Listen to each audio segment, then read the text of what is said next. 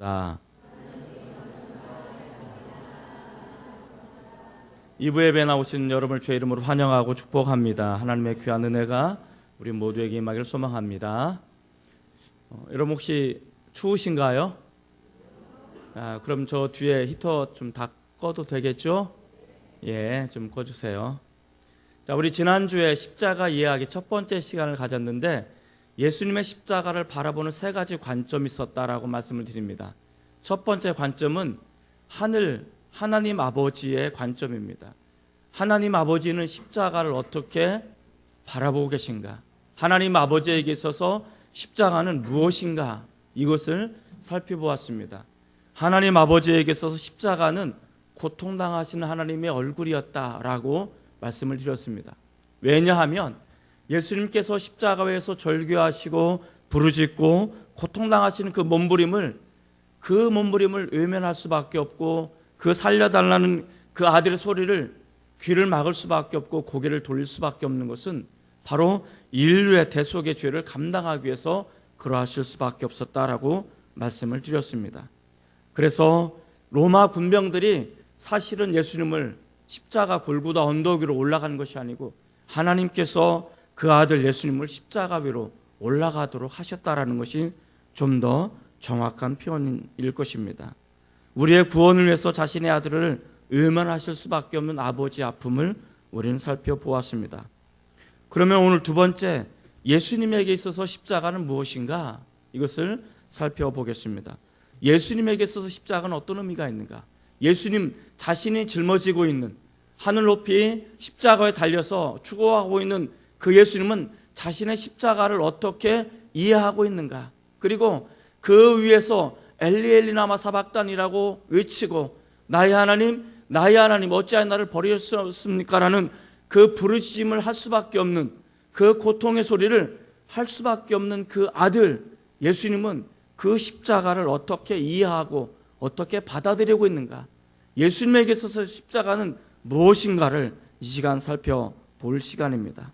예수님에게 있어서 십자가라는 것은 두 가지 의미가 있습니다. 첫 번째는 버림받은 인간의 모습, 버림받은 자의 모습을 우리에게 이야기해 주고 있습니다. 한번 따라해 볼까요?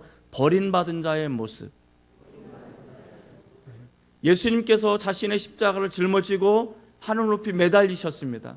매달리시면서 고통 가운데 죽어가고 계십니다. 그리고 고통 가운데 절규하시고 몸부림을 치고 있습니다. 이것은 무엇을 의미하느냐? 하나님으로부터 버림받은 자, 하나님으로부터 저주를 받은 자, 하나님의 진노의 대상이 되어서 하나님의 분노의 대상이 되어서 죽어가는 자를 의미한다라는 것을 우리에게 이야기해 주고 있습니다. 그래서 예수님에게 있어서 십자가는 버림받은 인간을 대변해 주신다라고 말할 수가 있습니다. 하나님으로부터 보냄을 받았지만 궁극적으로 보냄을 받은 그 하나님 아버지로부터 버림을 받을 수밖에 없는 버림받은 자의 모습을 낱낱이 보여주고 있는 것이 예수님의 십자가다라는 것을 이야기해 주고 있습니다.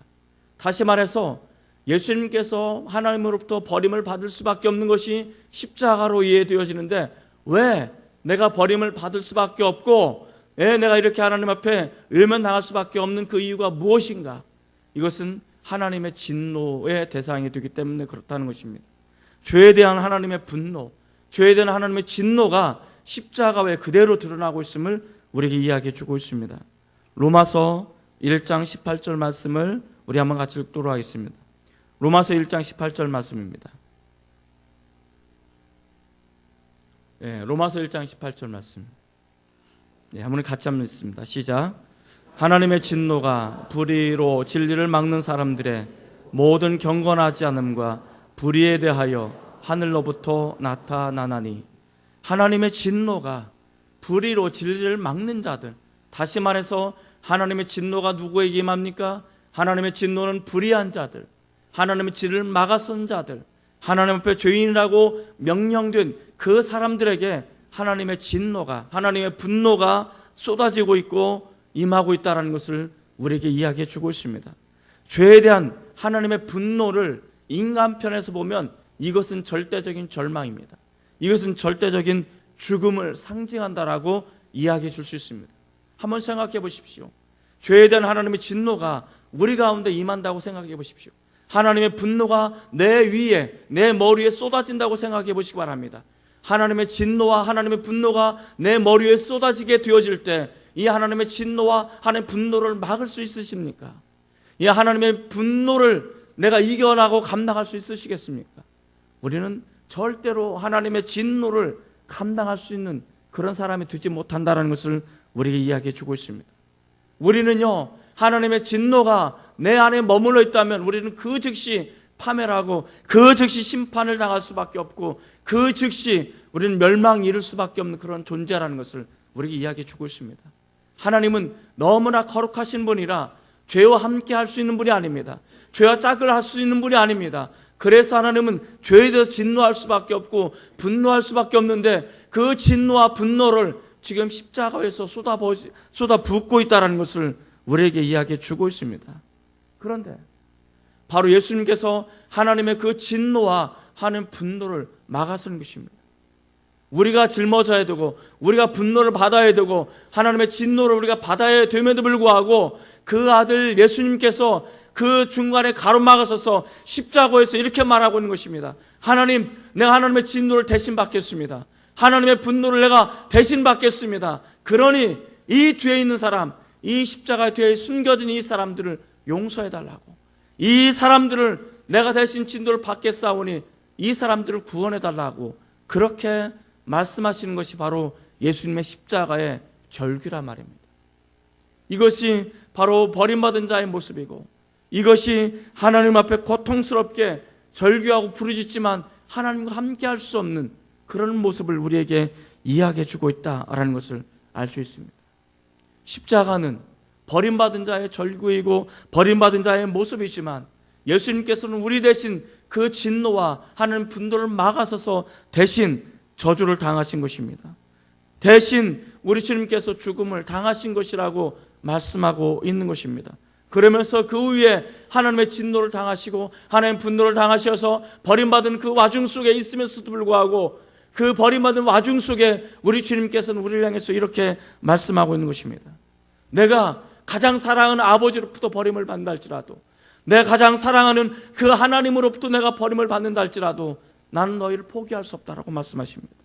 내가 이 대가를 치르고 있다 할지라도 나는 이 십자가를 포기하지 않을 거고 마지막까지 내 생명 다하는 그 죽어가는 그 순간까지 나는 너희를 사랑한다고, 너희를 포기할 수 없다고, 너희는 포기되어질 수 없는 사람이라고 그 십자가에서 그렇게 외치시는 것이 우리 주님의 모습인 것입니다. 이것이 나 대신 저주를 받으시고 이 모습이 나 대신 분노를 당하시고 나 대신 죽으시는 예수님의 모습임을 우리에게 이야기해 주고 있다는 것을 말해주고 있습니다. 히브리서 12장 2절은 이렇게 말하고 있습니다. 12장 2절 말씀 우리 한번 같이 읽어보도록 하겠습니다. 히브리서 12장 2절입니다. 시작.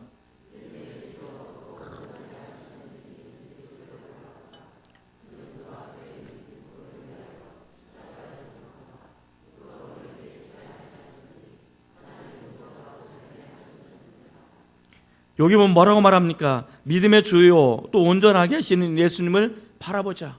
예수님을 우리가 바라보는 이유는 무엇입니까? 예수님은 그 앞에 있는 기쁨을 위하여, 그 앞에 기쁨이 있다라고 말합니다. 이 기쁨을 위하여 십자가를 참으사 부끄러움을 개의치 아니하셨다라는 것입니다. 이 말은 무슨 말씀이십니까? 예수님께서 이 십자가를 짊어지면서 뭐라고 말씀하시냐면, 내가 이 십자가를 짊어진 이 결과로 내가 너 대신 저주를 받고 내가 너 대신 분노의 대상이 되고 진노의 대상이 되고 내가 너 대신 죽은 그 결과로 인해서 너가 새로운 삶을 살 수 있고 너가 기쁨을 누릴 수 있고 너가 하나님의 영원한 자녀가 되고 하나님의 천국에 들어갈 수 있는 그것이라면 그것이 내게는 기쁨이다라고 말하고 있는 것입니다. 이걸 좀 더 직설적으로 표현하면 이렇게 말할 수 있습니다. 예수님께서는 십자가를 짊어지는 것이 기쁨이라고 말씀하시는 그 이유는 무엇입니까? 저나 여러분들이 이 십자가를 통해서 구원받고 저나 여러분들이 이 십자가를 통해서 새로운 삶을 살 수 있고 저나 여러분들이 이 십자가를 통해서 좌절하고 절망하지 않고 새로운 희망을 가지고 살아가는 것이 우리 주님에게는 기쁨이라고 말하고 있는 것입니다. 내가 그래서 기꺼이 너를 위해서 죽을 수 있고 너를 위해서 고생당할 수 있고 너를 위해서 내가 진노의 대상이 될 수 있다라고 말씀하시는 것이 우리 주님의 모습인 것입니다. 사랑하는 성도 여러분, 이것이 예수님께서 자신의 십자가를 그렇게 이해하고 바라보고 계신다는 것입니다. 나 대신 진노를 받으시고 나 대신 분노의 대상이 되시고 나를 위해서 대신 죽으신 그 예수님께서 이렇게 절망하실 수밖에 없는 것은 나 대신 절망하는 것이고, 내가 고통당하게 되고 내가 하나님부터 버림을 받은 그 아픔을 우리 주님께 대신 하심으로 인해서 우리가 기쁨을 누릴 수 있고, 내가 구원을 받을 수 있고, 내가 다시 한번 살아갈 수 있는, 새롭게 살아갈 수 있는 힘이 된다라고 말씀하시는 것이 우리 주님의 십자가의 말씀이라고 이야기해 주고 있습니다. 나를 구원하시는 것이 우리 주님의 기쁨일진데, 사랑하는 성도 여러분, 내가 새로운 삶을 살아간다면, 내가 십자가로 인해서 새로운 인생을 살아간다면 그것이 우리 주님을 기쁘게 하는 것입니다.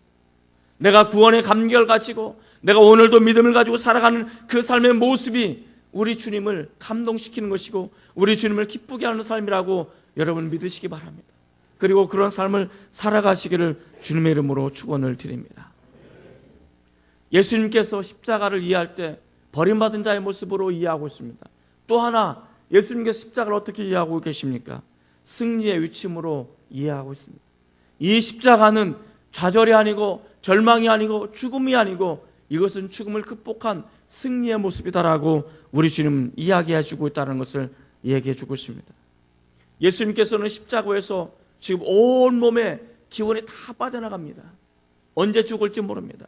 몇 분 후에 죽을지 아니면 몇십 분 후에 죽을지 모릅니다. 정신은 몽롱해 옵니다.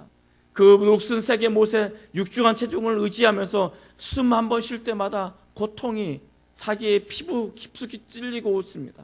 바로 이런 고통의 순간에 예수님께서 한 가지 놓치지 않는 선명의 마지막까지 붙잡고 있는 것이 있습니다. 무엇입니까? 예수님께서 부여받으신 사명입니다. 메시아로서 자신이 어떤 삶을 살아야 되는지, 메시아로서 마지막까지 내가 어떤 것을 감당해야 되는지, 이것을 우리 주님께서는 붙잡고 있다는 것입니다. 구약에 보면요, 예수님을 향한 예언이 많습니다. 구약에 보면 메시아에 대한 예언이 많습니다. 우리 주님께서 그 메시아에 대한 자신을 향한 예언을 하나씩 하나씩 성취해 나가기 시작합니다. 그리고 마지막 죽음 직전, 마지막 하나 남은 그 마지막 하나의 메시아의 예언을 완성하는 것입니다. 그것이 34절입니다. 자신을 향한 마지막 예언. 왜 나를 버리셨습니까? 나의 하나님, 나의 하나님, 어찌 나를 버리셨습니까? 라는 이 메시아의 예언을 우리 주님께서는 외치심으로 인해서, 그리고 숨을 거두시며 마지막 이 예언을 완성해 나가시는데, 이 예언의 말씀은 시편 22편의 말씀입니다. 시편 22편은 예언자를 위한 그 시편을 말하고 있습니다. 메시아를 향한 예언의 말씀인데 22편 1절 말씀 우리 한번 같이 읽어보도록 하겠습니다. 22편 1절 말씀입니다. 자, 시작.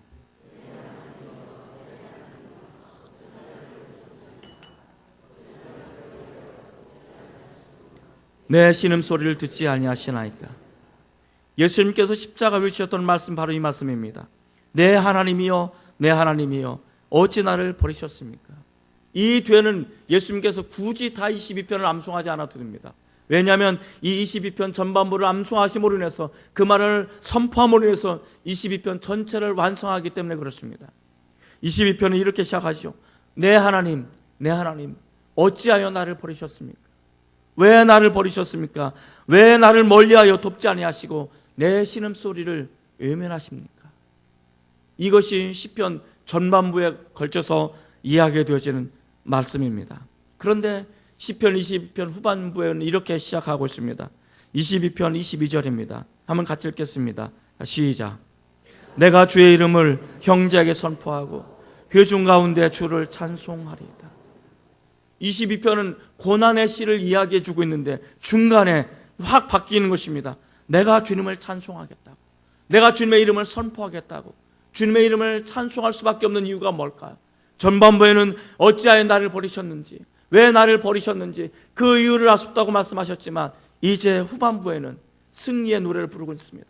내가 하나님을 찬양하겠습니다. 주의 이름을 선포하겠습니다. 내가 이렇게 주님의 이름을 선포하고 주님을 찬양할 수 있는 그 이유는 무엇입니까?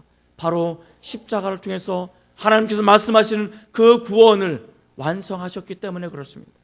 그렇기 때문에 예수님께서 어찌하여 나를 버리셨습니까? 라는 이 말씀은 절규이기도 하지만 버림받은 인간의 모습을 설명하기도 하지만 이것은 승리의 노래, 이것은 승리의 개가의 모습을 우리에게 이야기해 주고 있다는 것입니다.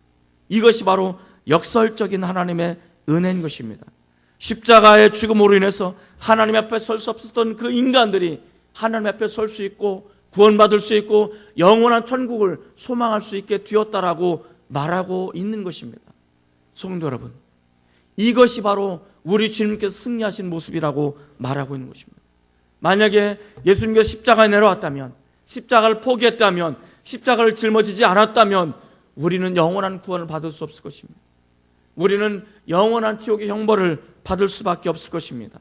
그러나 그분은 십자가를 짊어지고 마지막 죽기 직전의 그 순간, 이 십자가를 완성함으로 인해서 바로 승리의 노래를 하고 있음을 우리에게 이야기해 주고 있다는 것입니다. 얼마나 놀랍고 신비롭고 역설적인 은혜입니까? 우리의 구원을 위해서 하나님의 진노를 대신 뒤집어 쓰시고 버림받으신 모습으로 절규하고 있지만 그 절규가 절규에서만 끝나는 것이 아니고 승리의 또 다른 외침이었다는 것을 우리에게 보여주시는 기쁨의 개가, 기쁨의 승리의 모습이었음을 우리에게 이야기해 주고 있습니다. 그래서 이 이후로 예수님의 십자가 이후로 예수님의 십자가를 통해서 구원받은 무리 예수들이 주 앞에 온전히 일어날 수 있고 내가 예수님의 십자가를 통해서 구원받았다라고 말해줄 수 있는 이유가 바로 여기에 있는 것입니다. 이 예수님의 십자가의 승리, 이 승리의 외침이 저와 여러분을 구원하는 외침이었음을 우리에게 이야기해 주고 있다라고 성경은 증언하고 있습니다. 베드로전서 3장 18절 말씀은 그렇게 이야기해 주고 있습니다. 한번 같이 읽어보겠습니다. 베드로전서 3장 18절입니다. 시작. 그리스도께서도 단번에 죄를 위하여 죽으사 의인으로서 불의한 자를 대신하셨으니 이는 우리를 하나님 앞으로 인도하려 하심이라. 자, 여기를 보시기 바랍니다. 여기 보시면 의인으로서 불의한 자를 대신하셨으니, 의인으로서 불의한 자를 대신하셨으니 이는 우리를 하나님 앞으로 인도하려 하심이라. 예수님의 죽으심은 우리를 하나님 앞으로 인도하시는 거다라고 이야기해 주고 있습니다.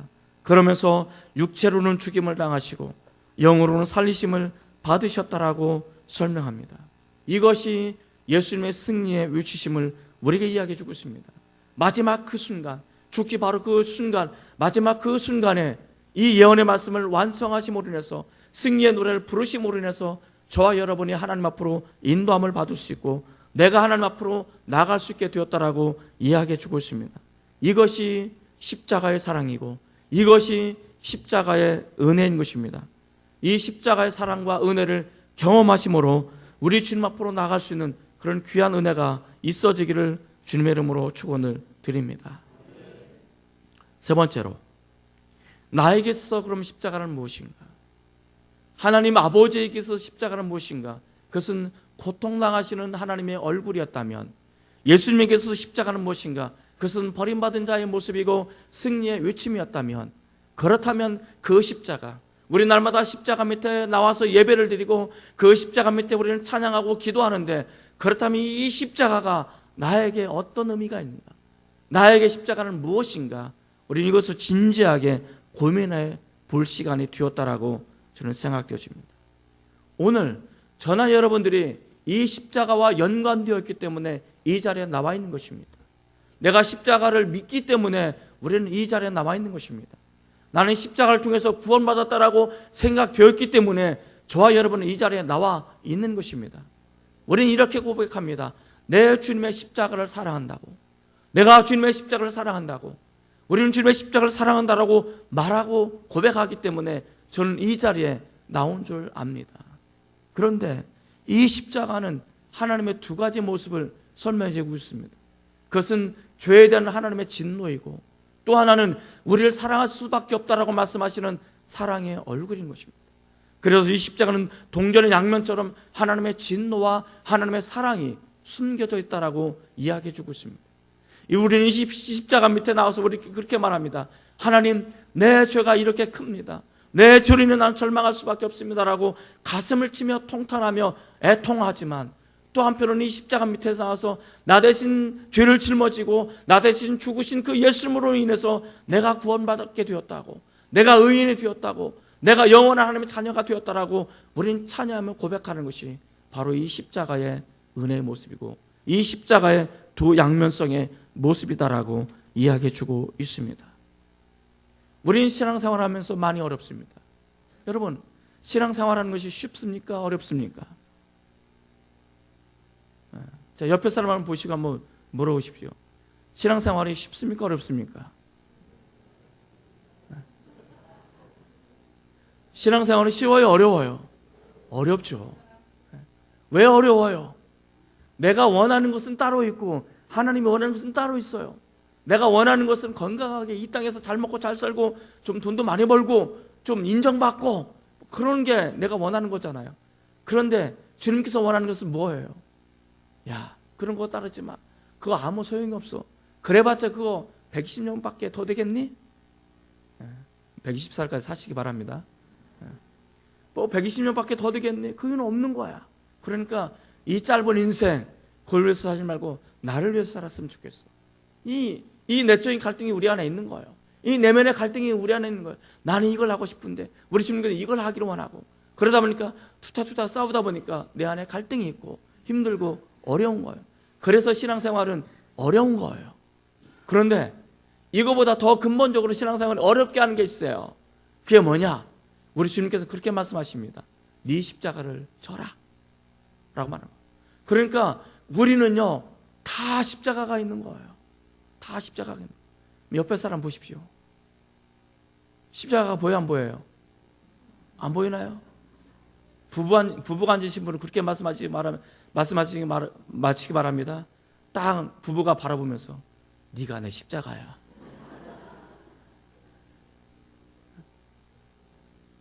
우리는요 나름대로 다 십자가를 짊어지고 있는 거예요. 근데 이 십자가가 무엇입니까? 우리 주님께 이렇게 말하고 있습니다. 마가복음 8장 34절입니다. 한번 같이 읽겠습니다. 마가복음 8장 34절. 자, 시작.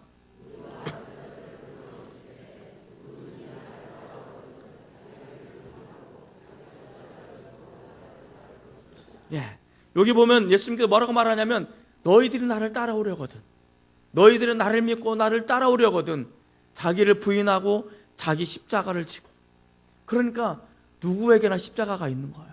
자기 십자가를 지고 나를 따르라 라고 말합니다. 그런데 이 십자가가 뭘 상징하는 거예요? 이 십자가는요 죽음을 상징해요. 이 십자가는요 고난과 고통을 상징하는 거예요. 그러니까 내가 십자가를 딱 짊어지는 그 순간 뭐가 임하는 거예요? 힘든 거예요. 어려운 거예요. 고난이 임하는 거예요. 그러니까 이 십자가를 짊어지고 주님을 따르기 위해서는 너무 힘든 거예요. 그래서 우리는 뭐라고 말합니까? 십자가 좀 앉으면 안 될까요? 이 십자가 좀 벗어던지면 안 될까요? 이 십자가 너무 무겁습니다, 주님. 이렇게 말하고 싶은 거예요. 때로는 십자가가 너무 힘들 커가지고 하나님 앞에 나가서 원통하고 원망하는 것입니다. 하나님, 내가 꼭 이렇게 살아야 됩니까? 이게 뭡니까? 이게 인생입니까? 이게 예수 믿는 사람의 복입니까? 너무 힘들고 너무 어렵습니다. 이거 안 지고 싶습니다 라고 말하는 거예요. 그런데요 이렇게 말하신 분이 또 한 분 있어요. 누굴까요? 예수님이십니다. 예수님이 십자가를 짊어져야 되는데 그거 전날 십자가를 생각하니까 너무 힘든 거예요. 너무 어려운 거예요. 이 무거운 십자가를 내가 어떻게 짊어질까? 그래서 겟세마네 동산에 뭐라고 기도합니까? 하나님 아버지, 나 십자가 안 지면 안 되나요? 이 잔을 내가 꼭 마셔야 되겠습니까? 안 마시고 싶은데요. 너무 힘든데요. 너무 고통스러워요. 이거 안 마셨으면 좋겠어요. 그러나 내 뜻대로 마시고 하나님 뜻대로 내가 하기는 하겠는데 나 이거 정말 싫습니다. 이렇게 기도하는 거예요. 그렇게 기도하면서 자식에게 맡겨진 십자가를 외면하지 않고 짊어지고 그 길을 가게 된 것입니다. 우리 주님도요 그 십자가를 짊어지고 가시면서 수없이 넘어지고 자빠지고 또 넘어지고 자빠지고 간신히 십자가를 짊어지고 골고다 언덕에 올라가신 거예요. 여러분, 우리도 똑같은 거예요. 우리도 내 십자가를 짊어지고 신앙생활을 하다 보면, 내 십자가를 짊어지고 믿음 생활하다 보면 넘어지고 자빠지고 깨질 때가 한두 번이 아닌 거예요. 포기하고 싶을 때가 한두 번이 아닌 거예요. 이거 꼭 내가 짊어져야 되나요? 이렇게 말하고 싶을 때가 한두 번이 아닌 거예요. 그런데 놀라운 은혜가 이 안에 숨겨져 있습니다. 내가 십자가를 짊어지고 이 주님을 따르다 보니까 내가 십자가를 짊어지고 신앙생활 하다 보니까 주님의 마음을 알 거야. 주님의 십자가를 아는 거예요. 나를 위해서 고통당하신 주님의 모습을 내가 알기 시작하는 거예요. 그래서 내가 십자가를 짊어지고 주님을 따르는 그 순간, 그 십자가를 매개체로 해서 주님과 내가 하나가 되는 거예요. 나눠질 수 없는 거예요. 이것이 주님의 십자가의 사랑인 것입니다. 여러분, 이 십자가를 내가 짊어지기 전까지는요, 하나님이 나를 사랑한다고 말했어요. 나도 하나님 사랑합니다. 하나님 I love you 말했어요. 그런데요, 내가 하나님 사랑한다고 말하고 있지만 사실은 그것이 형식적이고 때로는 의식적인 때가 얼마나 많아요. 정말 내 마음 깊은 영혼 깊은 곳에서부터 하나님 정말 내가 눈물 나도록 좀 사랑합니다. 그 하나님 생각하면 정말 눈물이 나고요. 그 하나님 사랑하면, 나를 위해서 죽으신 그 예수님을 사랑하면 내가 그 예수님을 사랑하지 않고는 견딜 수 없는 그 사랑. 그런데 십자가를 짊어지기 전에는요, 그 사랑은 몰라요. 내가 예수님의 십자가를 짊어지기 전에는 그 사랑을 몰라요. 내가 나의 십자가를 짊어지고 예수님의 뒤를 따르다 보니까 예수님이 이렇게 고통스럽구나, 이렇게 아프셨구나, 나를 이렇게 사랑하셨구나, 이러면서도 나를 끝까지 포기하지 않고 그 죽는 순간까지 나를 품으시고 나를 위해서 기도하셨구나, 그 마음을 내가 알 수 있는 거예요. 그러면서 내가 주님과 내가 하나가 되는 거예요. 나눠지지 않는 거예요. 이게 뭔가, 이게 주님의 십자가의 사랑인 거예요. 이게 십자가의 은혜인 거예요. 그래서 바울은 뭐라고 말하는지 아십니까? 이 십자가를 깨닫고 뭐라고 말하는지 아십니까? 난 자랑할 게 하나도 없어. 예수님의 십자가에는 자랑할 것이 없어 라고 말하는 거예요. 우리 한번 읽어보도록 하겠습니다. 갈라디아서 6장 14절입니다. 갈라디아서 6장 14절. 자, 시작. 그러나 내게는 우리 주 예수 그리스도의 십자가 위에 결코 자랑할 것이 없으니 그리스도로 말미암아 세상이 나를 대하여 십자가에 못 박히고 내가 또한 세상에 대하여 그러하니라. 내게는 우리 주 예수 그리스도의 십자가 외에는 자랑할 것이 없다. 나는 예수님의 십자가 외에 자랑할 것이 없다. 나는 예수님의 십자가밖에 자랑할 것이 없다라고 말하는 이 바울의 심정이 저와 여러분의 같은 심정이 되시기를 주의 이름으로 축원을 드립니다. 연초에 우리가 부흥을 했습니다. 이 부흥했을 때 한 예화를 저는 지금도 기억하고 있고 지금도 그 예화를 생각하면 가슴이 뭉클합니다. 인도의 한 마을에 있었던 일이었습니다. 모두 힌두교를 믿고 있는 마을이었습니다. 그러나 그 마을 한 가정이 예수님을 믿기 시작했습니다. 그리고 마을 촌장이 그 예수 믿는 가정을 광장으로 끌고 왔습니다. 그리고 수많은 사람들이 들어왔습니다. 그리고 그 촌장이 그 사람에게 묻습니다. 그 아버지에게 묻습니다.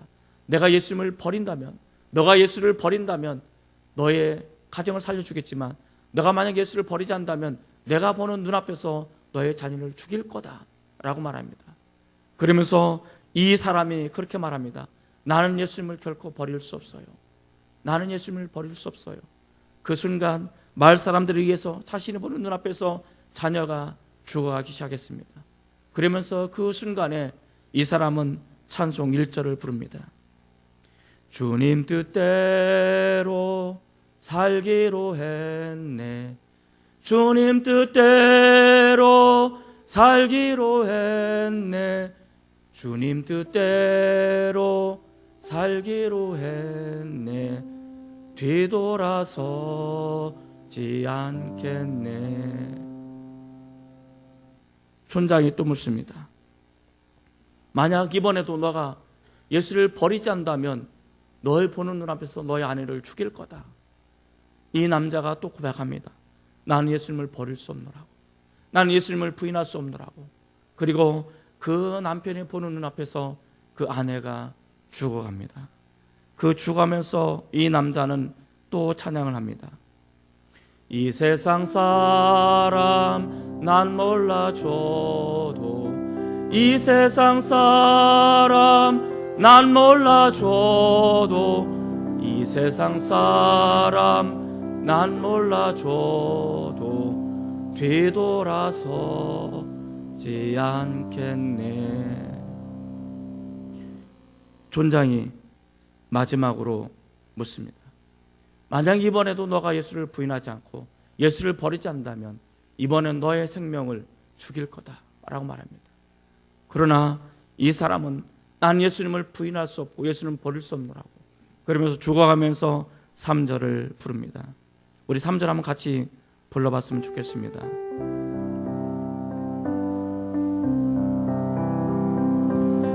등지고 십자가 보내 세상 등지고 십자가 보내 세상 등지고 십자가 보내 뒤돌아서지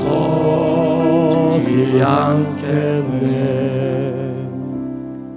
세상 등지고 십자가 보내 무엇이 자신의 자녀와 자신의 아내와 자신의 생명까지도 바꿀 수 있게 만들었을까? 어떤 것이 자신의 목숨도 자신의 가정의 목숨도 아까워하지 않을 만큼 초계같이 버릴 수 있는 사랑이 어떤 것이 있을까? 이게 바로 주님의 십자가의 사랑인 것입니다. 이 촌장은 도무지 이해가 되지 않습니다.